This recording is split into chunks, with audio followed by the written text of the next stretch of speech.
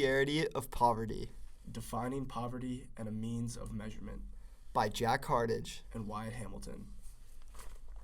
Now the question is, Wyatt, how should we, as a people, define and measure poverty?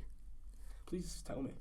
Well, poverty should be defined as the deprivation of capabilities integral to living an adequate life, relative to the rest of society.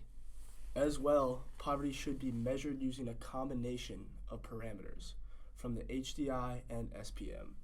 Now, let's unpack this. What actually is a capability? Well, we've defined a capability as one's freedom and ability to perform a certain action or be in a certain state of being. For example, LeBron James has the ability to dunk a basketball, but Kevin Hart does not. And furthermore, Martha Nussbaum developed a list of 10 central capabilities that must be met in order to have a dignified life. She does admit, however, that these capabilities only meet the bare minimum for living a dignified life. These central capabilities include life, bodily health, bodily integrity, senses, imagination, and thought, emotions, practical reason, affiliation, other species, play, and control over one's environment. The deprivation of these capabilities can result from a whole host of reasons that are often interlinked.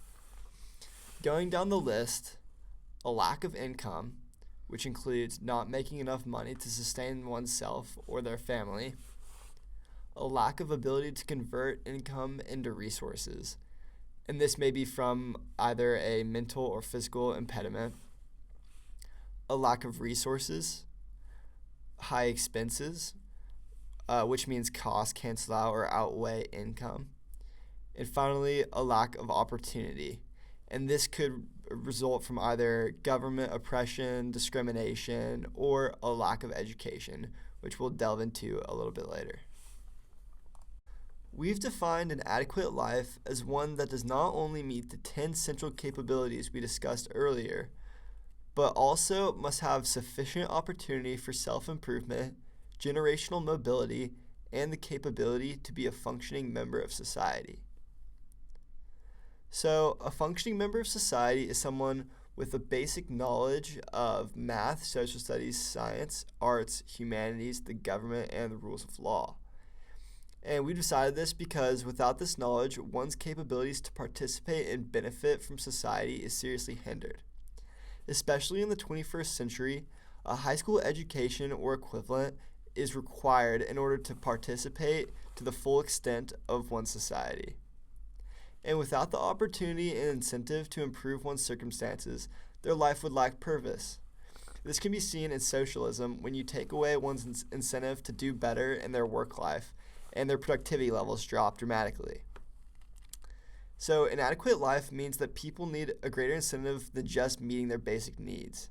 And this goes along with generational mobility, and that's defined as one's children's ability to do better than their parents, and so on for generations to come. Next, let's talk about the relative aspects of poverty.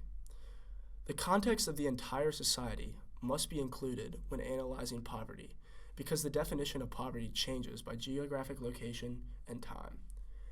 The definition of poverty is greatly affected by the cost of living and the quality of life. For instance, poverty in the United States, according to Peter Singer, 97% of those classified by the U.S. Census Bureau as poor own a colored TV, whereas in Africa, those who are classified as impoverished are fighting for food on a daily basis.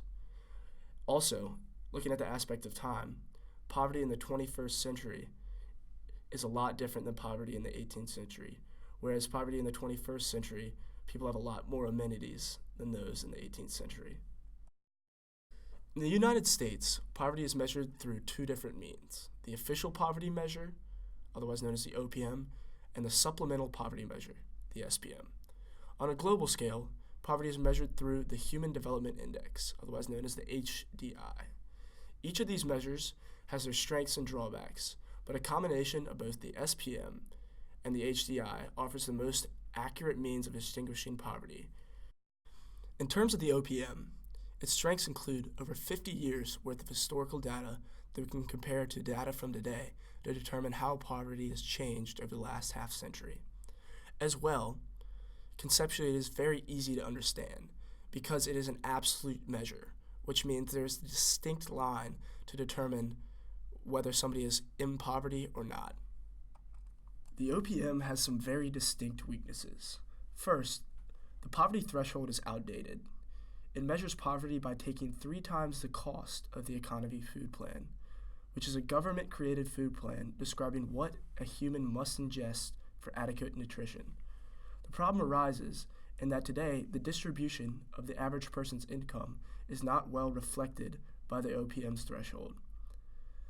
Also, it neglects to account for government benefits, which leads to a skewed representation of the poverty line. The SPM is an improvement upon the OPM because it adjusts for housing costs by geographical location, family size, and composition.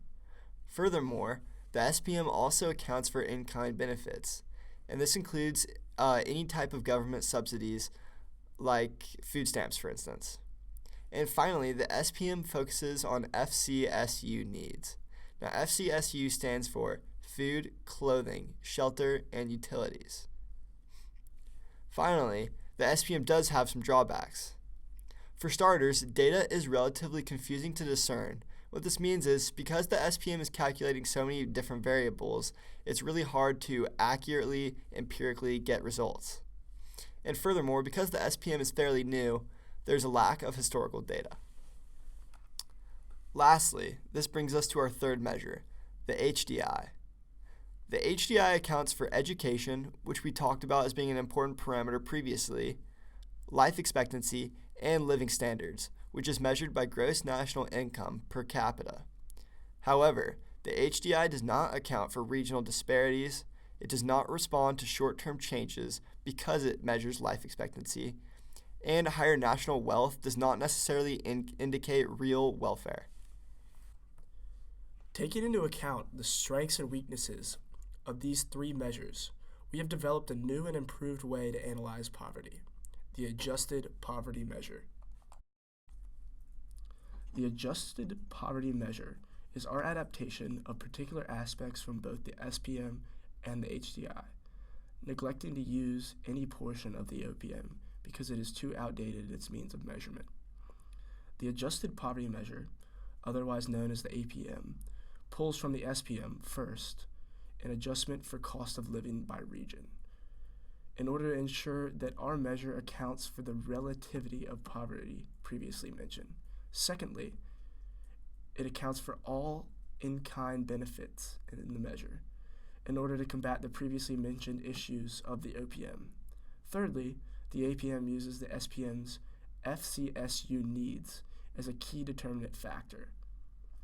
The APM only pulls one aspect from the HDI, accounting for education, life expectancy, living standards, because these are all philosophical determinants that can be measured empirically. Thus, this poverty measure exploits only the strengths of the SPM and HDI, and avoids the drawbacks of all 3 methods of measuring poverty that were previously mentioned. In conclusion, this is why poverty should be defined as the deprivation of capabilities integral to living an adequate life, relative to the rest of society. As well, poverty should be measured using the APM, which is a combination of the HDI and SPM.